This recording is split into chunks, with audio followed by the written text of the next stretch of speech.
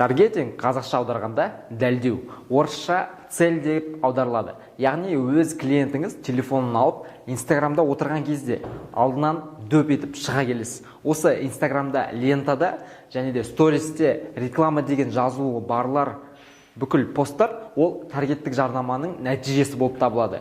Негізі таргетингтің официалды түрде анықтамасы бар, бірақ ол анықтаманы қанша оқысам да түсіне алмадым. Сондықтан сіздерге қарапайым қазақ тілінде түсіндіріп отырмын. Мысалы, холодильник сататын бизнесмен көшеге шығып, мен холодильник сатамын деп жар салып жатыр делік. Ол әрі кетсе 30-40 адамға айғайлап түсіндіре алды. И то, соның ішіндегі жартысы ол кәсіпкерді жынды біреуде ойлап қалуы әбден мүмкін. Ал дәл сондай холодильник сататын тағы бір кәсіпкер таргетинг жасап 5 мың, 10 мың, тіпті 100 мыңдаған адамдарға өз жарнамасын көрсете алады. Яғни таргетинг арқылы бүкіл Қазақстан қалаларына, тіпті бүкіл әлемге сатып отыра береді.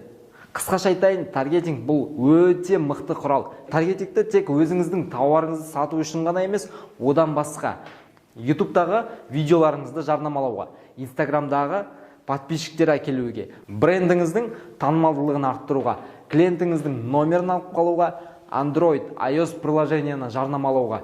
Кафеңіз болса, кафеңізге тікелей клиенттерді әкелуге болады. Жалпы таргетинг арқылы кез келген нәрсені жарнамалауға болатынына көз жеткіздік. Және де сізде таргетинг туралы жалпы түсінік қалыптасты деген ойдамыз. Біз трафик курсында таргетинг, контекстік жарнама арқылы толығырақ айтатын боламыз. Бүгін марафонның алғашқы күнін бітірдік. Сізді бірінші күнмен құттықтаймыз.